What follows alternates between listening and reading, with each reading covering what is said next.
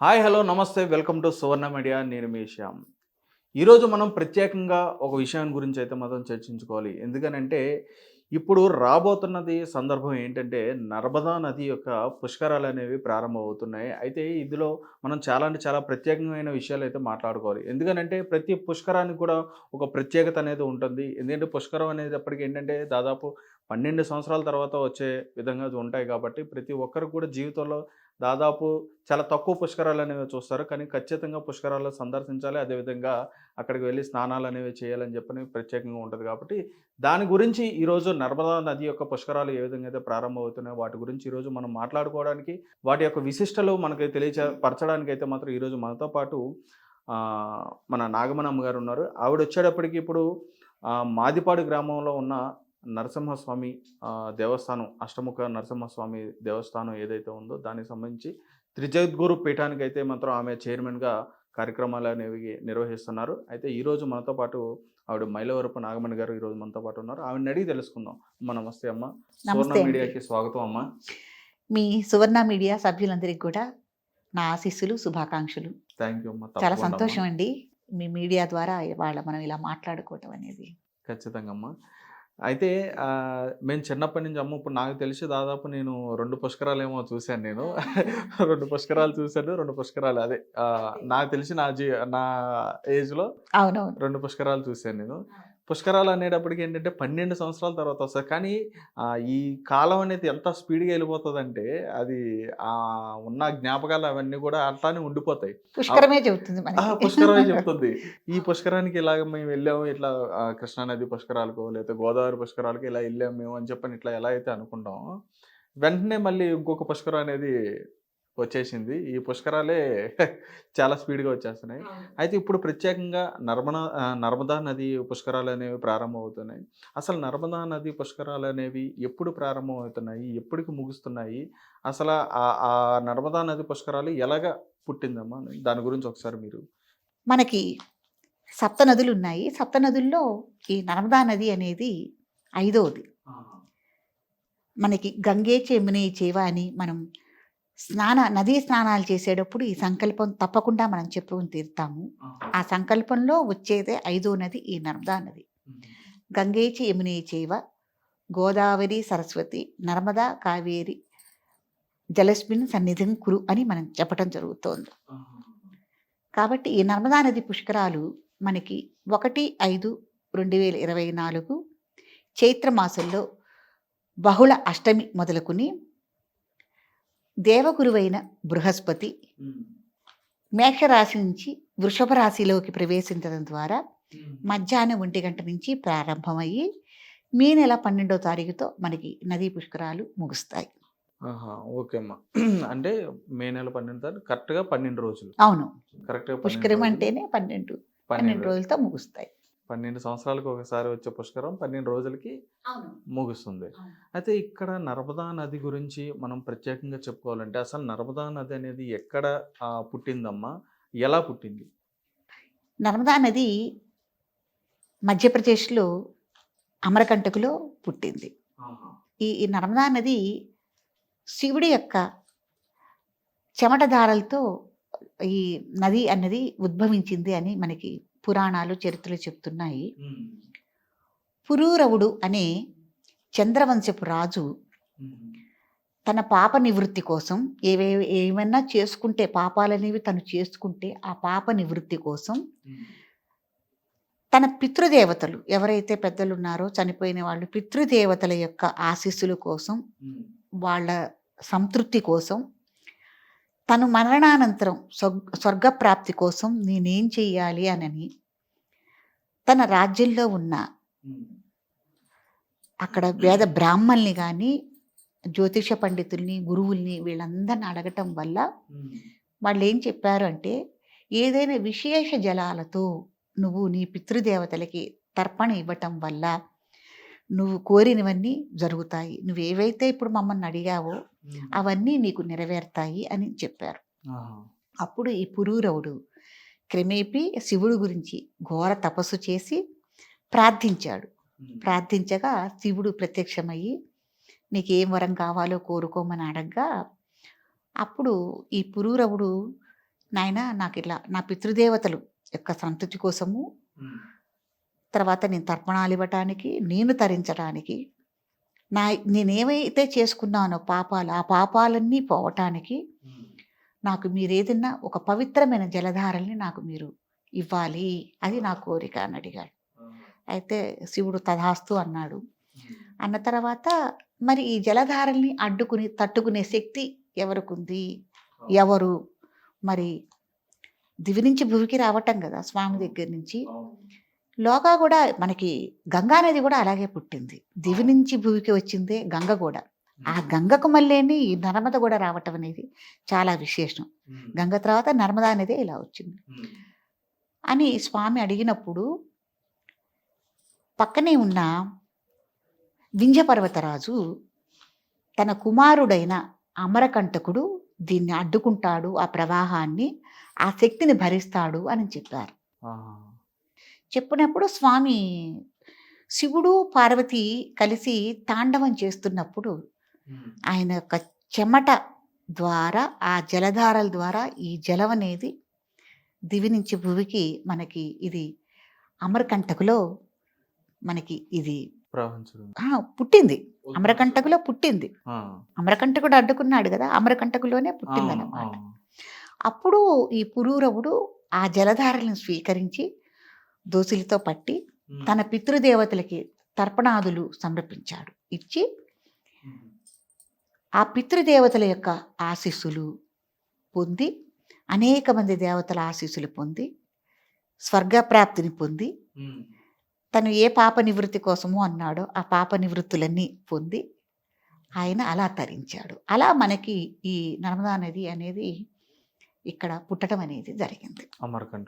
అమరకంటకులో పుట్టడం జరిగింది. అయితే ఈ నర్మదా నదిని అందుకే మనం శివపార్వతుల పుత్రికగా కూడా పిలుస్తాం. ఎందుకంటే శివుడి యొక్క చెమట ధారల నుంచి ఈ జలధార పుట్టింది కాబట్టి శివపార్వతుల పుత్రికగా కూడా మనం ఈ నర్మదా నదిని మనం పిలుచుకోవటం, కొలుచుకోవటం కూడా జరుగుతుంది. ఇక్కడ అమ్మ మీరు చెప్పారు ఏ విధంగా అయితే నర్మదా నది అనేది పుట్టిందో, ఇప్పుడు ఆ ఋషివరులు ఏ విధంగా అయితే కోరుకున్నారో అంతే విధంగా చాలా వరకు కూడా ఈ ఏదైతే నర్మదా నది ఉందో, ఇప్పుడున్న మన దగ్గర ఉన్న నదులన్నిటిలో కూడా ఏ నదికి కూడా జయంతి అనేది ఉండదు. అంటే ఈ నదికి మాత్రం ఖచ్చితంగా జయంతి చేస్తారని చెప్పని, ఇంకా ఇతరితర కార్యక్రమాలు కూడా చేస్తారని చెప్పన్నారు. అది నిజమేనమ్మా? చాలా విశేషం అండి. ఎందుకంటే నర్మదాదేవికి నర్మదాష్టకం, తర్వాత నర్మదా వైభవం లాంటి కావ్యాలు ఆదిశంకరాచార్యులు వారు రచించారు. ఆదిశంకరాచార్యులు వారు ఈ నదీ తీరాన సంచరించి జపం చేసి, తర్వాత అనేక యజ్ఞయాగాది హోమాది క్రతువులు చేసి ఈ నర్మదాష్టకం, నర్మదా వైభవం లాంటి వాటిని రచించి ఆయన తరించటం అనేది జరిగింది. తర్వాత మీరు అడిగారు ఏంటి జయంతి అనేది మనం ఏ నదులకి పుట్టినరోజు చేయటం అనేది జరగదు. కాకపోతే ఈ నర్మదా నదికి మటుకు నర్మదా జయంతి చేయటం, విశేషంగా అక్కడ జాతరలు తిరణాలు చేయటం జరుగుతుంది. అది రథసప్తమి రోజున చేస్తారు. నర్మదా జయంతి అనేది రథసప్తమి రోజున చేయటం జరుగుతుంది. తర్వాత నర్మదా నదికి పరిక్రమ చేయటం కూడా ఈ నదికి ఉన్నది. చాలా విశేషం అన్నమాట. అంటే ఎంతోమంది ఋషులు, ఎంతోమంది మునులు కూడా అక్కడ తపస్సు చేసి ఉన్నారు.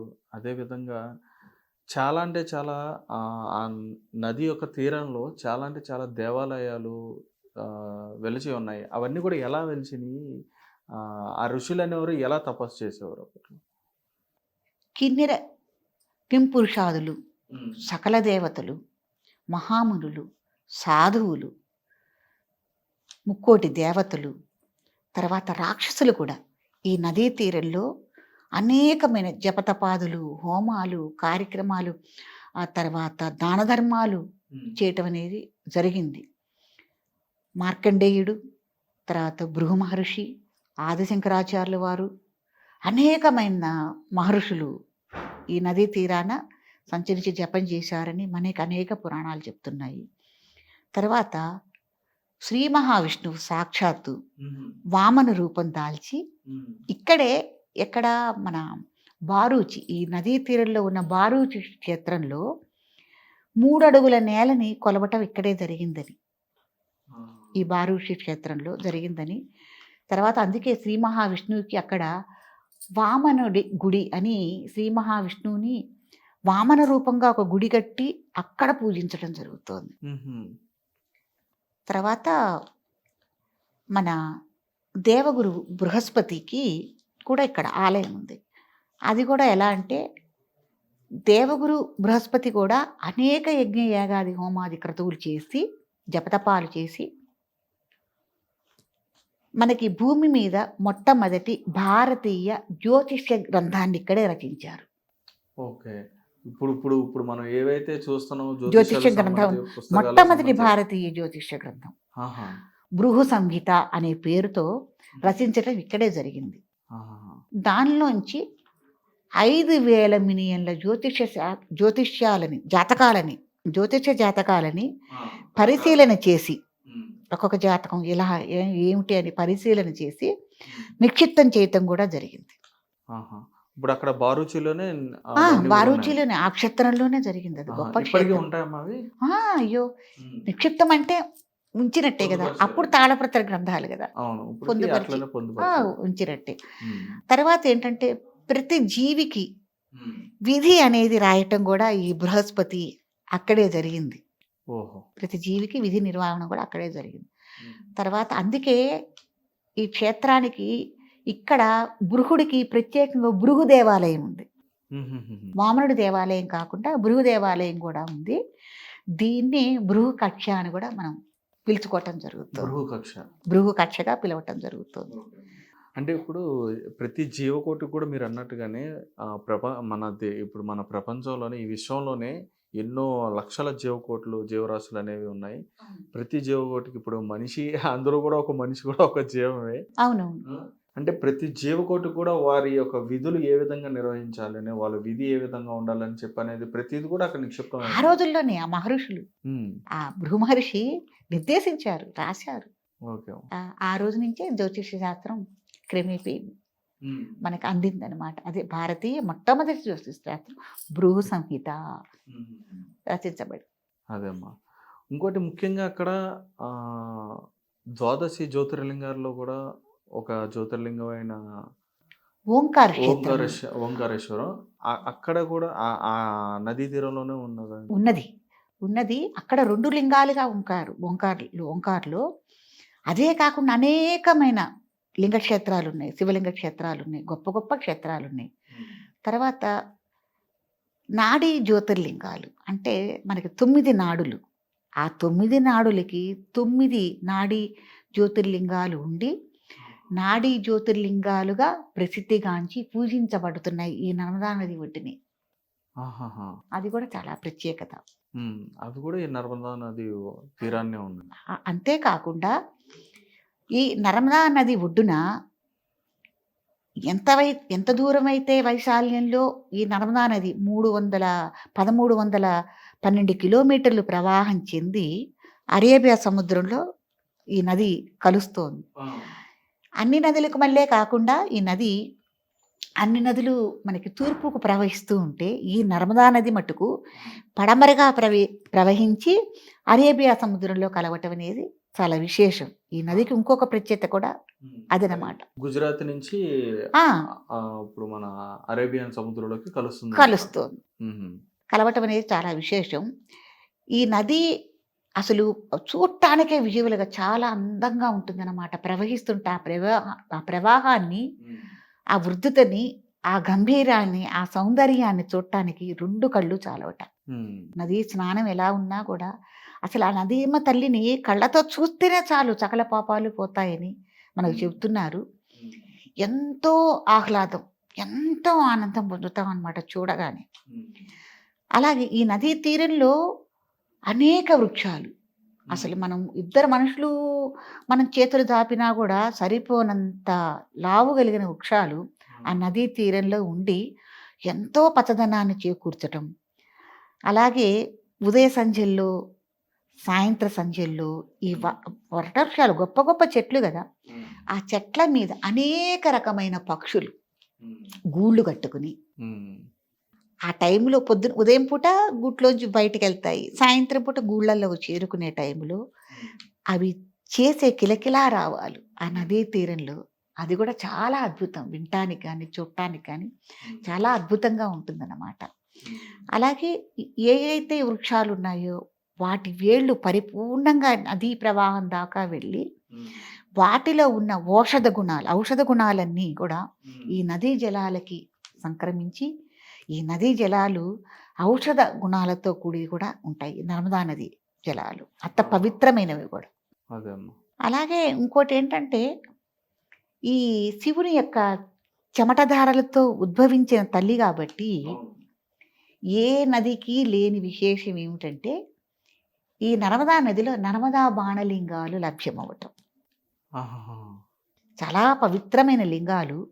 ఆ యొక్క నది యొక్క ఉరవడికి అనేకమైన శాలిగ్రామ శిలలు, ముఖ్యంగా నర్మదా బాణలింగాలు వివిధ రూపాల్లో వివిధ రంగుల్లో, అసలు ఎంత అద్భుతం అంటే చూడటానికి. అలా ఎలా తయారవుతాయి? అది యొక్క దేవుని యొక్క మహిమ, ఆ శివుని యొక్క ఆజ్ఞ, ఆ తన బిడ్డకి ఆయన ఇచ్చిన ఆశీస్సులు ఆ నర్మదా నదిలో ఉండటం. ఎక్కడైనా మనం శివాలయాలు నిర్మించి శివలింగ ప్రతిష్ఠ చెయ్యాలి అంటే ఈ నర్మదా నదిలో దొరికిన నర్మదా బాణలింగాల్ని మనం తీసుకెళ్ళి ప్రతిష్ఠ చేసుకుని, ఎంత గొప్పదంటే చూడండి, ప్రతి ఊళ్ళో శివాలయాలు ఉంటాయి. ప్రతి శివాలయంలోనూ శివలింగ ప్రతిష్టలు జరుగుతాయి. ప్రతి ఆలయాల్లోనూ ఉండేది ఈ నర్మదా నదిలోని సేకరించిన శివలింగాలే పూజించబట్టం అనేది ప్రపంచవ్యాప్తంగా అసలు ఏ నదికి లేనంత గొప్పతనం. అవునమ్మా. చూడండి, మరి ఇంకో కృష్ణా నదిలోనో గంగా నదిలోనో తీసుకొచ్చి ఆ శిలల్ని మనం తీసుకొచ్చి లింగాలుగా చేయటం జరగదు. అంత ప్రత్యేకత ఉంది. నిజంగానే శివుడి యొక్క చెమటధారల నుంచి ఆ తల్లి పుట్టింది అంటానికి ఈ లింగాలే సాక్ష్యం మనకి. ఈ లింగాలే సాక్ష్యం. నిజంగానే ఆ లింగాలకి అంత గొప్పతనం, అంత పవిత్రత ఉంటుందా అంటే, ఏ సైజు నుంచి పెరిగాయో, ఎంతంత పెరిగాయో మనకి నదిలో గుప్తంగా పెరిగాయి. కానీ ఆ యొక్క నర్మదా బాణలింగాలు బయటికి తీసుకొచ్చిన తర్వాత కూడా వాటిని మనం ప్రతిష్ఠ చేసిన తర్వాత దేవాలయాల్లో అవి దినదినాభివృద్ధిగా ఎదగటము అనేది స్వయంగా నేను అనుభవించి మీకు నేను చెప్తున్నాను. ఎలాగంటే, త్రిజగదురి పీఠంలో 1982 ఆ ప్రాంతంలో కాశీ వెళ్ళి గురువుగారు శ్రీ సత్యానంద సరస్వతి స్వామి గారు ఒక శివలింగాన్ని పీఠంలో ప్రతిష్ఠ చేయాలని తీసుకొచ్చారు. తీసుకొచ్చినప్పుడు చిన్న కొబ్బరికాయల చిన్న శివలింగం ఒక సంవత్సరంన్నరకి ప్రతిష్ఠ చేశారు. తీసుకొచ్చిన తర్వాత అది మామ తీసుకొచ్చారు కాబట్టి ప్రతిష్ఠ చేయలేదు కాబట్టి పళ్ళాల్లో పెట్టి అభిషేకాలు చేసేవారు. ఏ సీజనులో ఆ సీజన్ పళ్ళ రసాలతో, అన్నంతో, విభూతితో రకరకాలుగా అభిషేకం చేసేవారు. అభిషేకం చేసిన టైంలో వీటిని మళ్ళీ స్వామివారిని కడగటానికి ఈ పళ్ళాల్లో మారుస్తూ ఉండేవాళ్ళు. మార్చినప్పుడు గురువుగారు వాళ్ళని శిష్యుల్ని పట్టుకోమని ఆ పళ్ళులోకి మార్చడం జరుగుతూ ఉండేదన్నమాట. జరిగినప్పుడు గురువుగారు శివలింగం తీసుకొచ్చారంటే అందరూ వచ్చి చూశారు మన త్రిదిరుపీఠంలో తాతగారు చేసేటప్పుడు. వాళ్ళు మళ్ళీ ఒక 3 నెలలకు వచ్చినప్పుడు మళ్ళీ ఈ పళ్ళాల్లో మార్పులు చేర్పులు చేయాలంటే వాళ్ళు మొయ్యలేకపోయారు. ఏంటి స్వామి, పోయినసారి మీరు చాలా తేలిగ్గా పెట్టమంటే ఈసారి మేము పెట్టలేకుండా ఉన్నాము అని.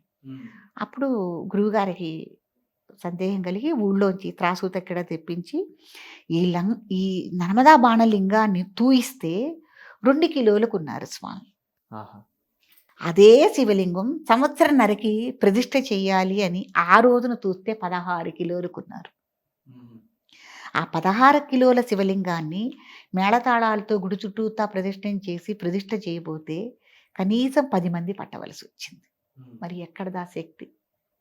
ఎందుకంటే స్వానుభవం చెప్పటం కాదు, ఆ లింగాలకు ఎంత విశేషం ఉంది, ఎంత బలం ఉంది అనేది నేను స్వయంగా చిన్నపిల్లప్పటి నుంచి నేను చూసింది. తర్వాత శివుడు లింగాకృతిలో ఉంటాడు, అడ్డబొట్టు ధరిస్తాడని మనకి పురాణాలు శాస్త్రాలు చెప్తున్నాయి. త్రిదిరిపీఠంలో ఉన్న శివలింగానికి స్వయంగా గచ్చకాయ రంగులో ఉన్న శివలింగానికి మెరూన్ కలర్‌లో అడ్డంగా బొట్టి పుట్టి ఉండటం అనేది చాలా విశేషం. ఆ బొట్టులో మళ్ళీ ఒక సువర్ణ రేఖ, బంగారు రంగులో రేఖ. ఆహా! ఈ రోజుకి గూడా ప్రతిష్ట అనంతరం గూడా తెల్ల చుక్కలు, నల్ల చుక్కలు రావటం, పోవటం, జీరలు రైలు పట్టాలు మారి జీరలు రావటం. అట్లాగే అర్ధనారీశ్వరుడెళ్ళి ఒక పక్కన అమ్మ పార్వతీదేవి ఉంది అంటారు నిదర్శనంగా. ఒక పక్కన అసలు వలయాలు ఏర్పడి ఉండటం. ఇది స్వయంగా నర్మదా బాణ లింగం యొక్క విశేషాన్ని, గొప్పదనాన్ని నేను అనుభవించి చెప్తున్న మాటలన్నమాట. హుహు.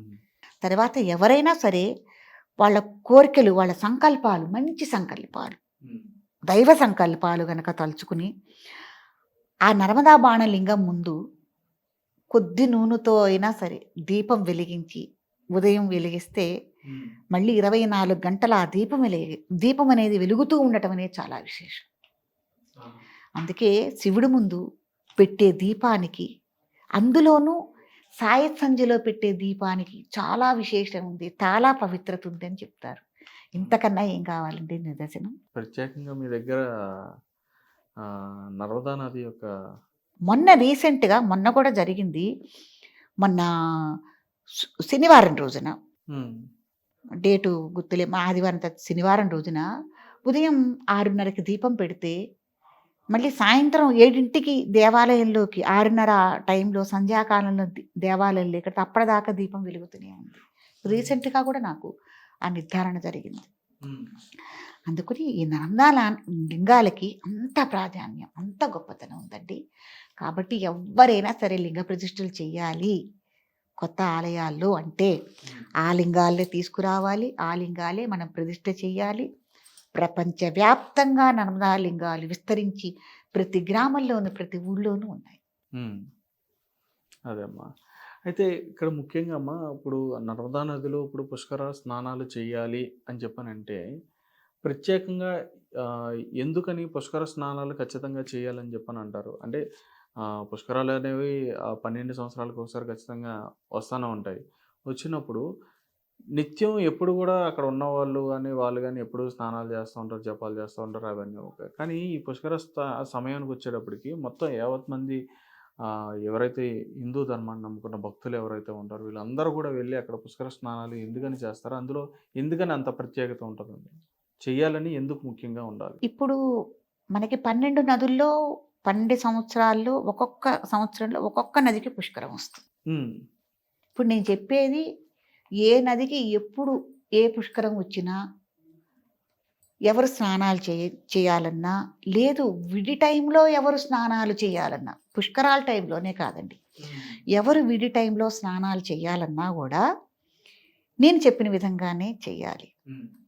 శుచిగా, శుభ్రంగా ముందుగానే తలంటు స్నానం చేసి చక్కగా ఉతికి ఆరేసిన బట్టలు కట్టుకుని అప్పుడు ఈ నది దగ్గరకు వెళ్ళి ఊరికే 100 గ్రాములు 10 గ్రాములు వేయకుండా పసుపు కుంకాలు, చిటికెడు పసుపు చిటికెడు కుంకుమ వేసి, ఒక పువ్వు వేసి, ఏ గంగకైతే మనం స్నానం చేస్తున్నామో ఆ గంగమ్మని ప్రార్థించి, అక్కడ ఈ పుష్కర టైంలో అయితే బ్రాహ్మలు ఉంటారు. అక్కడ మన చేత కార్యక్రమాలని నిర్వహించుకోవటానికి బ్రాహ్మలు ఉంటారు. వాళ్ళ చేత పుష్కర సంకల్పం చెప్పించుకుని మన గోత్రనామాలతో సంకల్పం చెప్తారు. సంకల్పం చేయని స్నానం పనికిరాదు, చేయకూడదు. సంకల్పం చెప్పించుకుని ఆ యొక్క గంగని ప్రార్థించుకుని, ఇప్పుడు నర్మదా నదిని ప్రార్థించుకుని మనం పుష్కర స్నానం చేయాలి. ఆ పుష్కర స్నానం చేసేటప్పుడు కూడా 3 మునకలు తప్పకుండా వేయాలి. 3 మునకలు వేసి స్నానం చేయాలి. ఇది యథావిధి స్నానం అంటారు. అంతేగాని పాచి బట్టలతో వెళ్ళి మనం మొహం కడుక్కోకుండా వెళ్ళి ఎలా పడితే అలా నదులలో స్నానం చేయరాదు. చాలామంది చేసే తప్పు ఏంటంటే నదిలోకి వెళ్ళి పళ్ళు తోముతారు, ఊస్తారు. ఎంత తప్పోనండి అది, చాలా ఆశ్చర్యం. తర్వాత ఇంకోటి అంటే మానవ సహజం కాబట్టి మనకి ఈ స్విమ్మింగ్ పూల్స్ దగ్గర కూడా అక్కడ కూడా ఎక్కడైనా మీరు చూసే ఉంటారు, ముందు ఒక పంపు పెడతారు. అక్కడ బట్టలన్నీ మనం తడుపుకోవాలి. తడుపుకుని తేనే మనకి ఈ స్విమ్మింగ్ పూల్స్లో కూడా దిగనిస్తారు, లేకపోతే దిగనీరు. ఎందుకు అంటే మానవ సహజం, ఒళ్ళు తడవగానే మనకి మూత్ర విసర్జన జరుగుతుంది కదా. అప్పుడు మనం అలాగే వెళ్ళి డైరెక్ట్గా నదిలో అది సహజం ఆగదు మనకి. కాబట్టి ముందుగానే మనం బయట స్నానం చేసి అట్లాంటి కార్యక్రమం ఏమన్నా ఉంటే ముందే ముగించుకుని, వివరంగా చెప్తున్నాను, ముగించుకున్న మాటనే మనం ఈ జలంలోకి దిగి మనం స్నానం ఆచరించాలి. సంకల్ప శుద్ధిగానే చేయాలి. చేసిన తర్వాత దంపతులైతే దంపతి పరంగా, కుటుంబ పరంగా, వ్యక్తిగతంగా అయితే ఎవరికి వాళ్ళే చేయాలి. చేసిన తర్వాత ఏ నదిలో అయితే మనకి ఇంత మట్టిని బయటికి తీసుకొచ్చుకొని ఒక ఆకు మీద ఏదన్నా ఆకు అక్కడ దొరుకుతుందో దాని మీద పెట్టుకుని గౌరీదేవిగా భావించి, అంటే మన నదికి తల్లి గంగా నదికి అందులోనూ పార్వతీదేవే కదా సాక్షాత్తు అమ్మ. కాబట్టి నదీదేవిగా భావించి చిటికెడు పసుపు కుంకుమ పెట్టి యథావిధిగా ధూపదీప నైవేద్యాలు చేసి ప్రమిదలు తీసుకెళ్ళి తప్పకుండా నదీ తీరంలో దీపం పెట్టాలి. దీపం పెట్టి ధూపదీప నైవేద్యాలు చేసి అక్కడ తర్వాత పితృకార్యానికి రావాలి. ఈ పితృకార్యాలు అనేవి ఎందుకు పుష్కరాల్లోనే చేస్తారు అని అంటే, ఒక్కొక్కళ్ళు ఇప్పుడు కాలమాన పరిస్థితుల ప్రకారం ఎవరికి వాళ్ళు హడావిడి జీవితాల్లో పరిగెత్తుతున్నారు. అందరికీ కుదరచ్చు, కుదరకపోవచ్చు. అందరికీ కుటుంబాలు కూడా ఉండవు. కొంత అనాథలు ఉంటారు, వాళ్ళకు కూడా కుటుంబాలు ఉండవు. కాబట్టి కుటుంబాలు ఉన్నాయా లేవా, వీళ్ళు అనాథలా, లేకపోతే వాళ్ళకి లేకపోతే ఎవరు లేరా, ఇవన్నీ కూడా ఆలోచన చేయొద్దండి. ఎవరైనా అనాథలైనా సరే, మీకు తల్లిదండ్రి తెలియని వాళ్ళైనా సరే, ఒక్కొక్కసారి తెలియదు. ఇప్పుడు నిన్న కరోనా లాంటిది వచ్చింది విపత్తు. అసలు ఎవరి వాళ్ళం అక్కడ, ఎక్కడ వాళ్ళు అక్కడ చిన్నవయ్యాం. అప్పుడే పసిబిడ్డలు ఉన్నారు, వాళ్ళకి తెలియకపో. అట్లాంటి వాళ్ళు కూడా ఎవరైనా పెరిగి పెద్ద అయిన తర్వాత కూడా ఈ మొదటి నుంచి పితృకార్యాలు మర్చిపోయిన వాళ్ళకు కూడా ఈ 12 సంవత్సరాల తర్వాత వచ్చే ఈ పుష్కరాలు మంచి అవకాశం. సద్వినియోగపరచుకోవాలి ఈ పుష్కరాలు. పితృకార్యాలకి పెట్టింది పేరు పుష్కరం. తప్పకుండా బయటకు వస్తే అక్కడే విధి విధానం చేయించే వాళ్ళు ఉంటారు ప్రత్యేకంగా. వాళ్ళ చేత ఈ పితృకార్యాలు చేయించి వాళ్ళకి తిలోదకాలు ఇచ్చి తర్పణాలు ఇచ్చుకుని మీ శక్తి కొద్దీ మీరెవరెవరు, మీ శక్తి ఎలా ఉందో దాన్ని అనుసరించి దాన ధర్మాలు చేసుకోవటం. మీరేం చేసుకుంటారు, బియ్యము, కూరగాయలు మీ ఇష్టం. భూమి, సువర్ణం, వెండి ఏమేమి దానాలు చేసుకోదలుచుకున్నారో ఆ దాన ధర్మాలన్నీ కూడా ఈ నదీ తీరంలో ఆచరించుకుంటే విశేష ఫలితాలు ఉంటాయి. ఈ పుష్కరాల్లోనే ఎందుకు అంటే, చెప్పాను కదా, దేవగురు బృహస్పతితో పాటు కోటాన కోట్ల దేవతలు ఈ 12 రోజులు ఆ పుష్కర జలాల్లో ఉంటారు. తర్వాత తుందిలీకుడు అనే మహర్షి నాకు దేని మీదైనా ఆధిపత్యం కావాలి అని కోరాడు. కోరినప్పుడు బ్రహ్మ అలా అలా ఎలా అని ఆ తుందిలీకుడికి ఈ పుష్కర జలాల్లో ఉండేటట్టు ఆయన్ని ఆధిపత్యంగా ఉండు అని ఆయనకి ఒక ఆశీర్వచనం ఇచ్చాడు, ఒక వరం ఇచ్చాడు. కాబట్టి ఆయన కూడా ఉంటాడు ఈ పుష్కర జలాల్లో. కాబట్టి ఈ పుష్కర జలాల్లో ఈ టైంలోనే ఎందుకు పెట్టుకోవాలంటే సకల దేవతలు ఉంటారు, పితృదేవతలు కూడా ఉంటారు. కాబట్టి ఇప్పుడే పితృకార్యం చేసుకోవాలి. దాన ధర్మాలు చేసుకోవటం వల్ల విశేష ఫలితాలు ఉండి మీరు చేసిన పనికి వాళ్ళు ఆశీర్వదిస్తారు, పితృదేవతలు ఆశీర్వదిస్తారు. అప్పుడు ఈ పితృదేవతలు ఎవరైనా సరే అటు ఇటు కాకుండా అలా ఉన్నవాళ్ళు కూడా అప్పుడు మోక్షప్రాప్తిని పొందుతారు. కాబట్టి ప్రతి ఒక్కళ్ళు ఇది ధర్మాచరణ. కాబట్టి ఇది ప్రతి ఒక్కళ్ళు ఆచరించాలి. తప్పకుండా పుష్కర స్నానం చేయాలి. తర్వాత ఇంకోటి ఏంటంటే, మనకి 7 నదులు, ముఖ్యంగా మనం 7 నదులే అనుకుంటున్నాం. మనిషి జీవనం ఎంత ఉందండి? సగటు మనిషి జీవనం 100 సంవత్సరాలు అని అంటారు. కానీ 100 సంవత్సరాలు మనం బతకట్లా. పెద్దలు, గురువులు, మహర్షులు చాలా ఆలోచనతో, దూరదృష్టితో ఇది పెట్టింది. ఎలా అంటే 7 పుష్కరాలు, 7 పదులు 70, 7 రోళ్ళు 14, అప్పుడు ఎంతైంది? 82 సంవత్సరాలు మనిషి జీవితం. కాబట్టి ప్రతి ఒక్కళ్ళు పుట్టిన దగ్గర నుంచి ఒక్కొక్క పుష్కరం చూసుకుంటూ వచ్చినా కూడా 82 సంవత్సరాలు సరిపో, అంతే కదా. అవును. కాబట్టి ముఖ్యంగా ఈ 7 నదులకి అంత విశేషం ఉంది, ఈ పుష్కరాలకి అంత ఫలితం ఉందన్నమాట. చాలా పెద్దవాళ్ళు చాలా ఇదండి, మనం దీంట్లో లోతుకెళ్ళి చూసుకునే కొద్దీ చాలా చమత్కారాలు కనిపిస్తాయి. చాలా అనుభూతులు కనిపిస్తాయి. కాబట్టి అంత విశేషం ఉంది ఈ పుష్కరాలకి. పుష్కర స్నానానికి వెళ్ళినా కానీ వెళ్ళే ముందు మనం స్నానానికి వెళ్తున్నాం కదా, ముందు స్నానం చేసే వెళ్ళాలి. తప్పకుండా అండి. ఏదైనా సరే, ఏ పనైనా సరే ఎవరి వృత్తి వాళ్ళకి దైవము. పొలంలో పనిచేసే రైతైనా సరే, ఆ పొలం పనే కదా, మళ్ళీ కాసేపు వెళ్ళి మట్టి పూసుకుంటాం అని కాకుండా ఉదయాన్నే తనైనా సరే స్నానం చేసి పొలం పనికి వెళ్ళటం అనేది చాలా మంచి పని.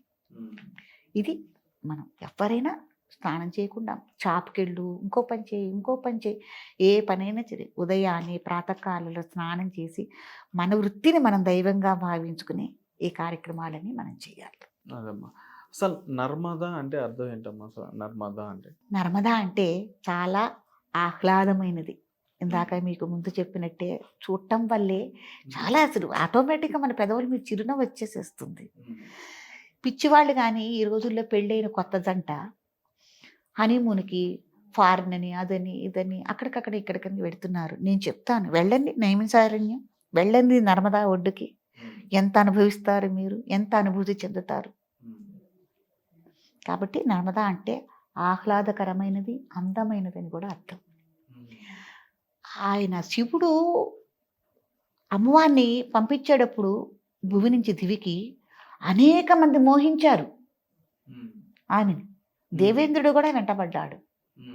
అందుకని ఇలా కాదమ్మా నేను జలతత్వంతో దింపుతున్నానని ఆయన జలతత్వంతో అంత అందమైంది నర్మద. అంత అందమైన ప్రదేశం కూడా. అంత అందమైన ప్రదేశం, అంత అందమైన అది నర్మదకి అర్థం. నర్మదకి ఇదే కాకుండా నర్మద, శాకర్ణి, తపతి, శివపుత్రిక అని ఇన్ని పేర్లు ఉన్నాయి. ఆ పేర్లతో కూడా మనం పిలుచుకోవటం జరుగుతుంది. అమ్మ, ఇందులో ముఖ్యంగా ఇప్పుడు ఏదైతే మనం నర్మదా నదీ తీరం గురించి మనం ఎలా ప్రత్యేకత చెప్పారో మీరు, అదేవిధంగా ఇక్కడ చాలా అంటే చాలా ప్రత్యేకమైన క్షేత్రాలు ఉన్నాయని చెప్పని కూడా అన్నారు. అందులో ముఖ్యమైన క్షేత్రాలు ఏంటమ్మా? కొన్ని వందల క్షేత్రాలు ఉన్నాయండి. పురాతన గుళ్ళు కూడా ఉన్నాయి. దాంట్లో ఓంకారేశ్వర ఒకటి, మహేశ్వర ఒకటి, అమరకంటకోటి, ఇవి 3 చాలా ప్రసిద్ధ క్షేత్రాలు. తర్వాత ఈ నర్మదాపురం అని చాలా చాలా ఉన్నాయి. చాలా చాలా క్షేత్రాలు ఉన్నాయి. మనం అందుబాటులో ఏ ఘాటుకి మనం వెళ్ళగలం, ఎక్కడ కొద్దిగా క్షేత్రానికి విశేషమైన ఫలితాలు ఉన్నాయి అని చూసుకుని మనం ఆ ఘాటుకి వెళ్ళి మనం స్నానం ఆచరించుకోవచ్చు. ఇందులో ప్రత్యేకంగా కూడా ఎంతోమంది ఋషులు కూడా ఇక్కడ తపస్సులు చేసి ఎన్నో లక్షల జపాలు చేసి కూడా తపస్సులు చేసి కూడా ఉన్నారు.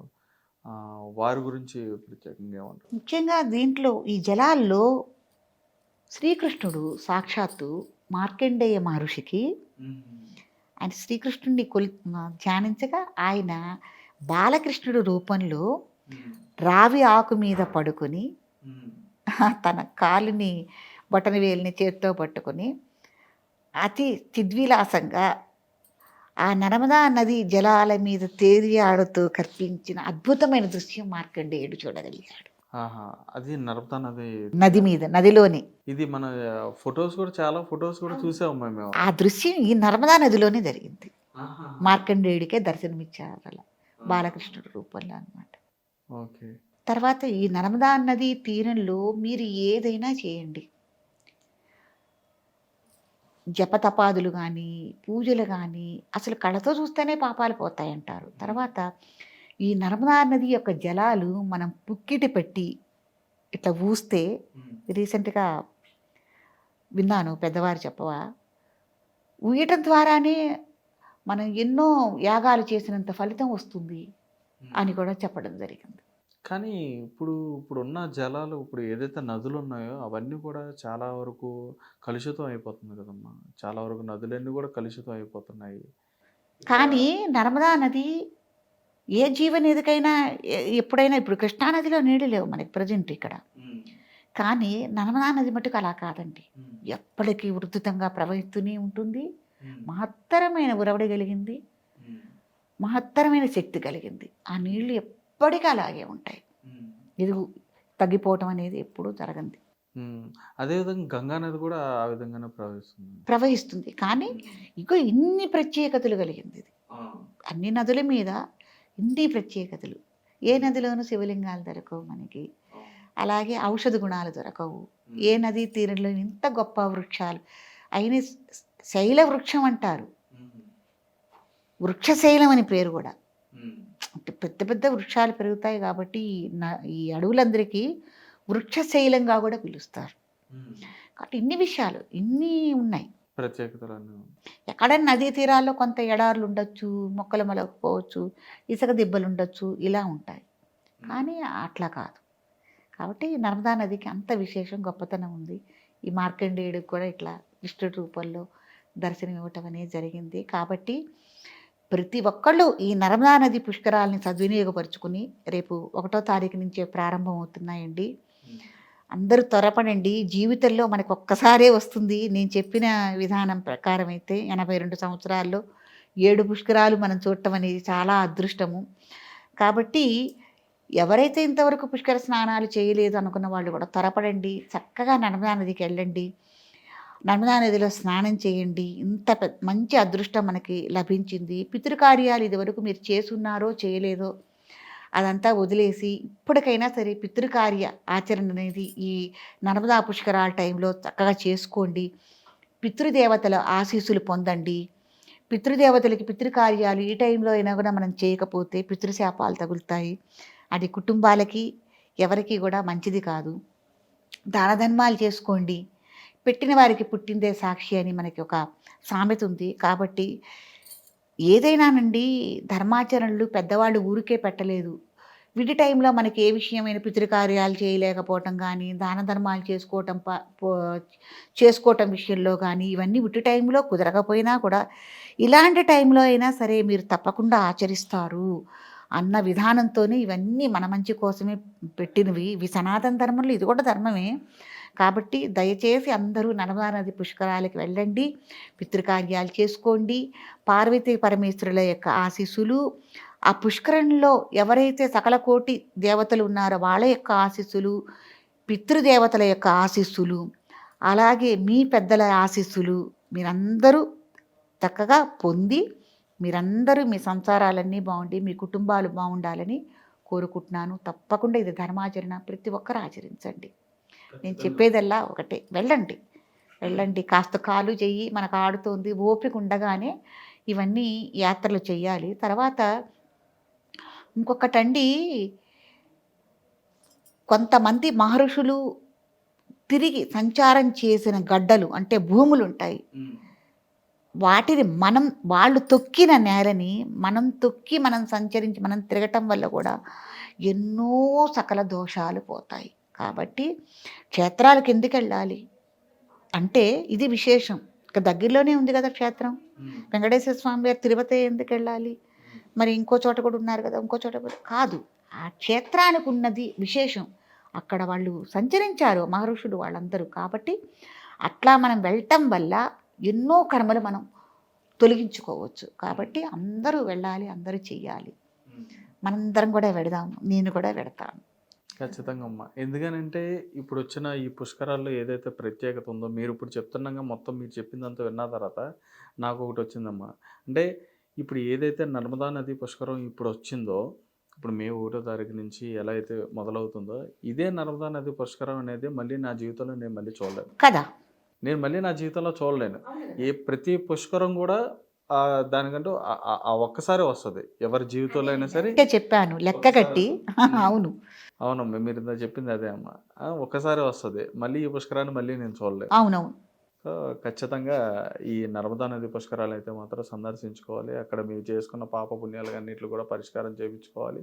అదేవిధంగా అమ్మగారు చెప్పినట్టు కూడా పితృదేవతలకు సంబంధించి వాళ్ళందరినీ కూడా శాంతిపరిచే విధంగా అయితే మాత్రం పూజలు చేసుకుని నిర్వహించుకొని కూడా మీరు కార్యక్రమాలను మంచి మనసుతో మంచి శుద్ధిగా వెళ్ళాలి. ఫస్ట్ మొదటగా అయితే మీరు చెప్పారు, మన పుష్కరానికి వెళ్తున్నాం అంటే మనం పిచ్చాపాటిగా వెళ్ళిపోయి దిగిపోయి స్నానాలు చేసేయడం కాదు, ముందుగానే శుద్ధిగా ఉండి శుద్ధిగా దిగాలన్నమాట. ఎందుకంటే మనకున్న వనరులను కానీ, మనకున్న సనాతన ధర్మాలను కానీ, లేదా మనకున్న ఈ హిందుత్వాన్ని కానీ ఇదన్నిటిని కూడా మనం కాపాడుకోవాలి అనుకుంటే ముందు మనం శుద్ధిగా ఉండి వాటిలన్నింటిని కూడా శుద్ధిపరచుకొని శుద్ధిగా ఉంచుకుంటేనే రేపొద్దున రాబోతున్న తరాలకు అందరికీ కూడా ఏంటంటే ఇదే పవిత్రత అనేది వాళ్ళందరూ కూడా ఉంటుందని చెప్పని కూడా మనం అది కూడా భావించుకొని మనం చేసే పనులు కూడా చాలా నీట్గా చేసుకోవాలని చెప్పని కూడా ఇందులో భాగం అన్నమాట. కుటుంబంలో ఎవరైనా చిన్న పిల్లలు ఉంటే తప్పకుండా తీసుకెళ్ళండి. ఉమ్, తీసుకెళ్తే మొదటి పుష్కరం సంవత్సరం బాబు అనుకోండి, మొదటి పుష్కరం ఇదే అవుతుంది.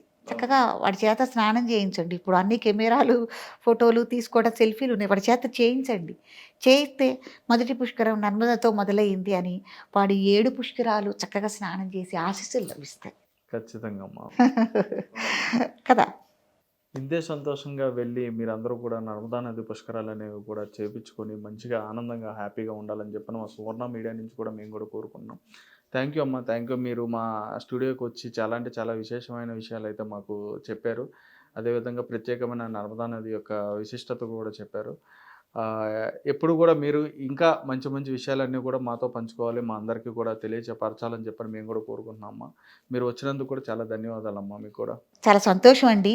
ఈ యొక్క మంచి అవకాశాన్ని నాకిచ్చి, ఈ నర్మదా నది యొక్క విశేషాన్ని చెప్పే యొక్క సుకృతాన్ని నాకు ఇచ్చినందుకు ఈ సువర్ణ మీడియా సభ్యులందరికీ నేను కృతజ్ఞతలు మరీ మరీ చెప్పుకుంటున్నాను.